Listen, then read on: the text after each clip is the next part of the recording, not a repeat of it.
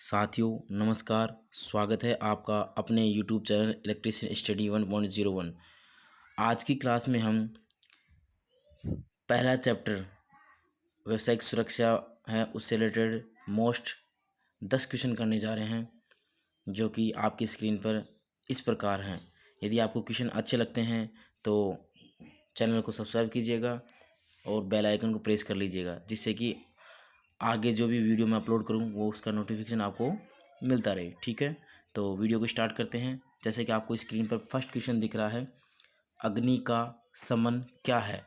अग्नि का समन मतलब जो अपनी आग होती है उसका समन क्या है। समन का मतलब क्या होता है, आग को ख़त्म करना। तो आग को ख़त्म करना मतलब क्या होता है, आग को ख़त्म करने से पहले आग के बारे में जानकारी प्राप्त करते हैं। आग मुख्यतः 3 तत्वों से मिलकर, कितने तत्वों से, 3 तत्वों से मिलकर बने होते हैं। इसमें एक तो होता है ताप, एक होता है ऑक्सीजन और एक होता है ईंधन, यानी कि जिसे अपन फ्यूल बोलते हैं, ईंधन होता है। जब तक ये तीनों चीज़ें एक जगह तक नहीं होंगी तब आग नहीं बनेगी। इन तीनों में से एक भी चीज़ को अपन हटा देते हैं तो आग जो है वो फिनिश हो जाती है, मतलब आग नहीं लग पाएगी। और इसी प्रकार से आग जो होती है वो 4 प्रकार की होती है, ए वर्ग, बी वर्ग, सी वर्ग, डी वर्ग। ठीक है, तो अब क्वेश्चन की तरफ चलते हैं। ये अग्नि का समन क्या है, ऑप्शन ए में दे रखा है अग्नि में ईंधन मिलाना, ईंधन मिलाने से तो आग बढ़ जाएगी, ये गलत हो गया। बी ऑप्शन में दे रखा है अग्नि से ईंधन अलग करना, ये हो सकता है। सी ऑप्शन हो गया जल का उपयोग करके ताप कम करना। और डी दे रखा है अग्नि को ऑक्सीजन की आपूर्ति से अलग करना।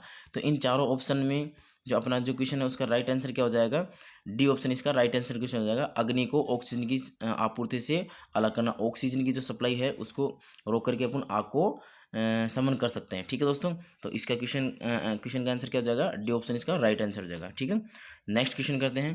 Question number second, question number second आपकी स्क्रीन पर आ गया है। निम्न में से भौतिक हानि क्या है, जो फिजिकली जो डिसएडवांटेज है वो क्या है, फिजिकली जो नुकसान होगा वो क्या है। तो ऑप्शन ए में दे रखा है धूम्रपान, बी में दे रखा है कंपन, सी में दे रखा है क्षरण और डी में दे रखा है रेडियो सक्रियता। तो जो भौतिक हानि होती है उस भौतिक हानि का जो आंसर होता है वो क्या हो जाएगा, अपना कंपन हो जाएगा। बी ऑप्शन इसका बिल्कुल राइट आंसर हो जाएगा। ठीक है दोस्तों, तो क्वेश्चन थर्ड क्वेश्चन की तरफ चलते हैं। अपना question number third, question number third बहुत ही इंपॉर्टेंट क्वेश्चन है। इस ये जो क्वेश्चन है वो एग्जाम में बार बार रिपीट होता रहा है। देखो क्या है क्वेश्चन, निम्न में से अग्निरोधक यानी फायर एक्सटिंग्विशर है उसको उपयोग करने का सही अनुक्रम क्या है। जो अपना अग्निशामक यंत्र होता है उसको यूज करने का सही जो सीक्वेंस होता है वो क्या है। देखो एक एक वर्ड होता है PASS, पास। PASS में पी जो होता है उसका मतलब क्या होता है, पुल।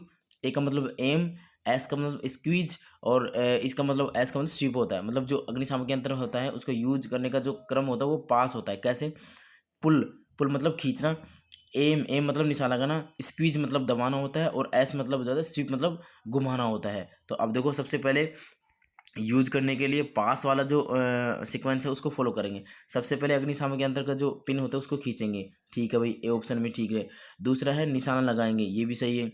तीसरा है उसको दबाएंगे, स्क्वीज करेंगे और चौथा है घुमाएंगे। तो ए ऑप्शन ही अपना राइट आंसर होगा। ठीक है दोस्तों, फिर से मैं रिपीट कर देता हूँ, इसको अग्निशामक यंत्र को यूज करने के लिए कौन सा सीक्वेंस यूज करेंगे, PASS, PASS। पी का मतलब क्या होता है, सॉरी पुल, पुल का मतलब होता है खींचना। ए का मतलब होता है एम, एम मतलब निशाना लगाना। एस का मतलब स्क्वीज होता है और एस का मतलब क्या होता है, स्वीप घुमाना होता है। ठीक है दोस्तों, तो इसका राइट आंसर क्या हो जाएगा, ऑप्शन ए इसका राइट आंसर हो जाएगा। ठीक है, नेक्स्ट क्वेश्चन, क्वेश्चन नंबर 4 की तरफ चलते हैं। ये भी बहुत इंपॉर्टेंट क्वेश्चन है और 2019 में दिल्ली मेट्रो में भी ये क्वेश्चन आया हुआ है और आपके IIT का एग्जाम में भी बार बार ये रिपीट होता रहता है।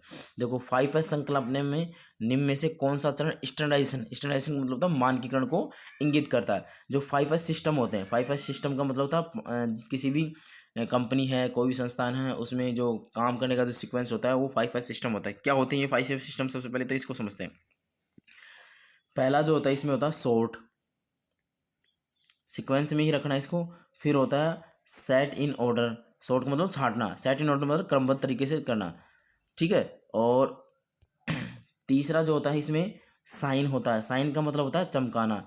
और चौथा होता है इसमें क्या होता है, स्टैंडर्डाइजेशन, क्या होता है स्टैंडर्डाइजेशन। और पांचवा क्या होता है इसमें, सस्टेंस होता है। देखो दोस्तों मैं फिर से आपको रिपीट कर देता हूँ। पहला जो होता है वो क्या होता है, सॉर्ट, इसी तरह से आपको उनको याद रखना है। शॉर्ट, शॉर्ट का मतलब होता है छाटना या छटनी करना, ठीक है।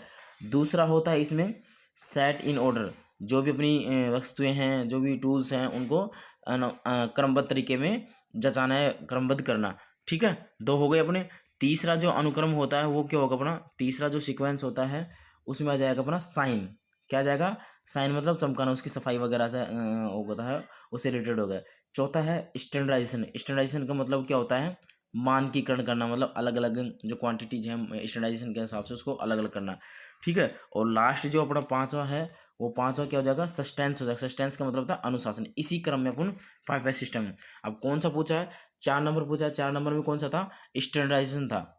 4 नंबर में कौन सा है, स्टैंडर्डाइजेशन है। तो कौन सा चरण कर इसका राइट आंसर हो जाएगा, चतुर्थ चरण इसका राइट आंसर हो जाएगा। तो कौन सा ऑप्शन सही हो जाएगा, प्रथम, तृतीय, तृतीय। डी ऑप्शन जो है उसमें क्या दे रखा है, डी ऑप्शन में क्या दे रखा है, चतुर्थ चरण दे रखा है। क्या दे रखा है, चतुर्थ चरण दे रखा है। तो इसका राइट आंसर क्या हो जाएगा, चतुर्थ चरण हो जाएगा, ठीक है दोस्तों। तो जो अपना चौथा क्वेश्चन था उसका डी ऑप्शन राइट हो जाएगा। अब नेक्स्ट क्वेश्चन की बात करते हैं, क्वेश्चन नंबर 5। देखो ये भी अच्छा क्वेश्चन है। क्वेश्चन नंबर 5, मूल श्रेणी में संकेतात्मक चिन्ह के पश्चिम भाग मतलब पीछे बैकग्राउंड पृष्ठभूमि का रंग कैसे होता है। संकेतात्मक चिन्ह क्या होता है, ये किसी भी चीज़ के बारे में सूचना प्रदान करता है। संकेतात्मक चिन्ह, जैसे अपन मान लो डॉक्टर वाला चिन्ह है, ऐसे प्लस होता है, एग्जिट लिखा होता है, ऐसे होता है। तो सूचनात्मक जो चिन्ह होता है उसकी सबसे पहले तो आकृति देखेंगे कैसी होती है, या तो उसकी होगी वर्गाकार, या क्या होगी इसकी आयताकार होगी। कैसी होगी, या तो होगी आयताकार या होगी उसकी वर्गाकार।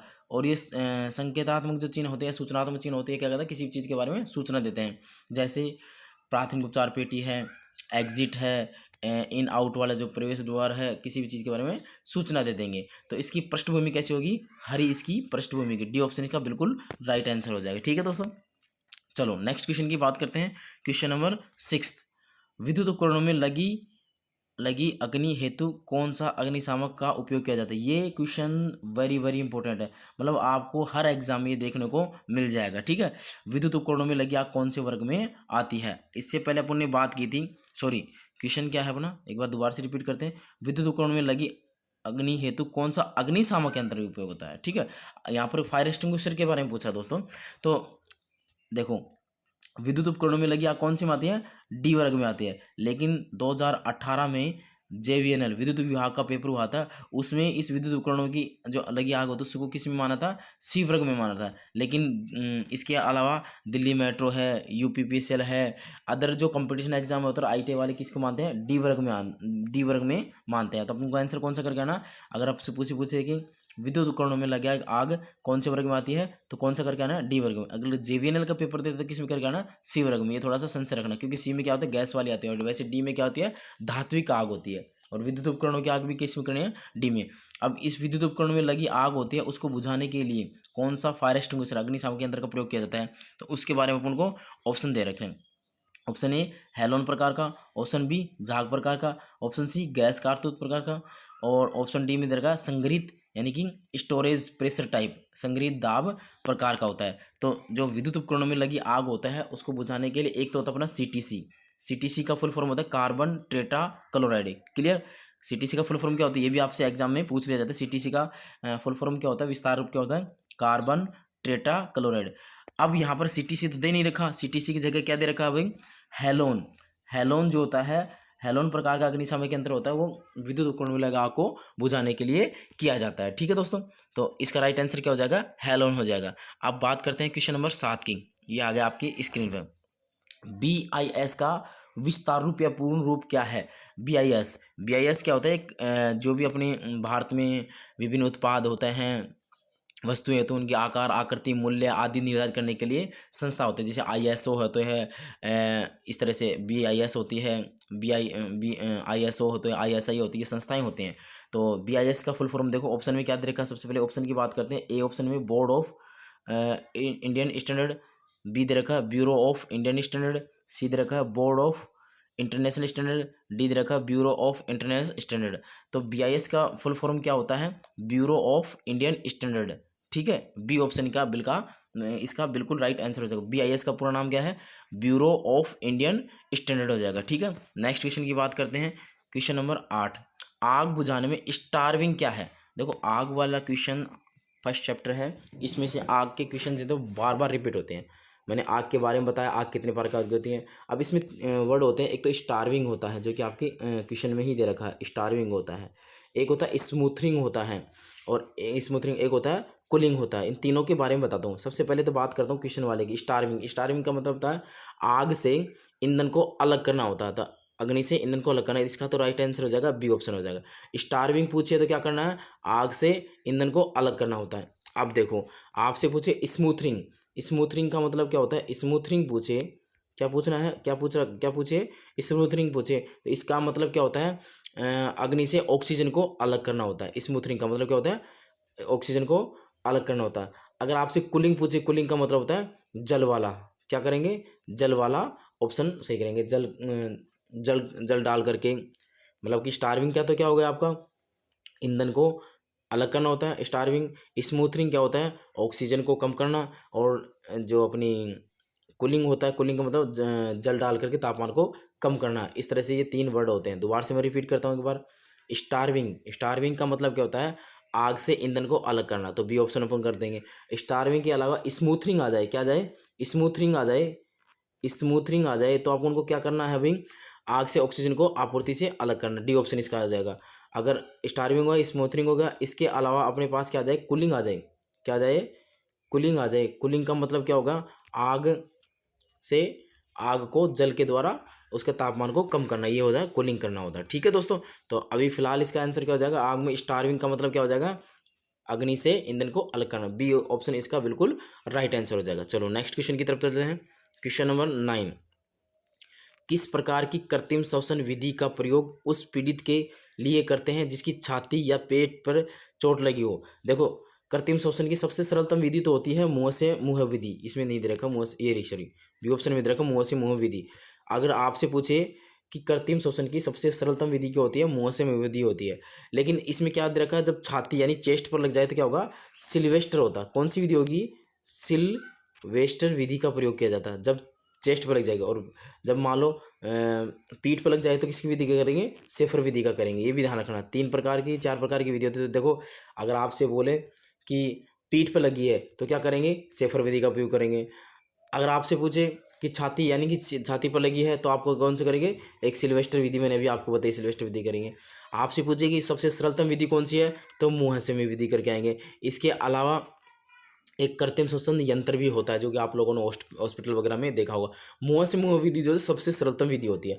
अब यहाँ पर सिल्वेस्टर तो ऑप्शन में ही नहीं रखा, तो सिल्वेस्टर विधि जो होती है, सिल्वेस्टर विधि जो होती है उसका दूसरा नाम क्या होता है भाई, उसका दूसरा नाम क्या है अपना, नेल्सन। ये अपना दूसरा नाम क्या है, सॉरी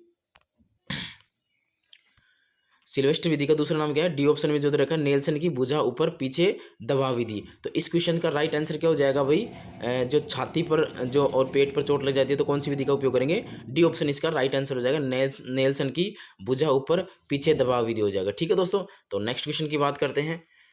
क्वेश्चन नंबर 10 जो कि आप आज की क्लास का लास्ट क्वेश्चन रहेगा और जो कि इम्पोर्टेंट रहेगा। यदि पीड़ित को सिर में चोट लगी है और वह मर रहा है तो उसके लिए उसके लिए स्वर्णिम घंटा मतलब गोल्डन हावर्स क्या होंगे, क्या होगा, गोल्डन हावर्स। किसी व्यक्ति के सिर पर चोट लगी है और तो उसके लिए गोल्डन हावर्स जो होता है वो कितना टाइम होगा, मतलब मान लो कोई पीड़ित व्यक्ति है उसके सिर पर चोट लगी है तो उसका स्वर्णिम हावर्स क्या होता है, गोल्डन हावर्स क्या होता है। तो ऑप्शन में दे रखा है पहले 30 मिनट, ऑप्शन बी में दे रखा है पहले 30 मिनट, ऑप्शन सी में दे रखा है पहले 45 मिनट, ऑप्शन डी में दे रखा है पहले 60 मिनट। तो गोल्डन हावर्स का पूछे तो अपन को क्या करना है, जो पीड़ित व्यक्ति है उसके लिए गोल्डन हावर्स का कितना हो जाएगा अपना, बी ऑप्शन इसका राइट आंसर पहले 30 मिनट हो जाएंगे। ठीक है दोस्तों, ये थे आपके पहले चैप्टर के 10 क्वेश्चन इंपॉर्टेंट।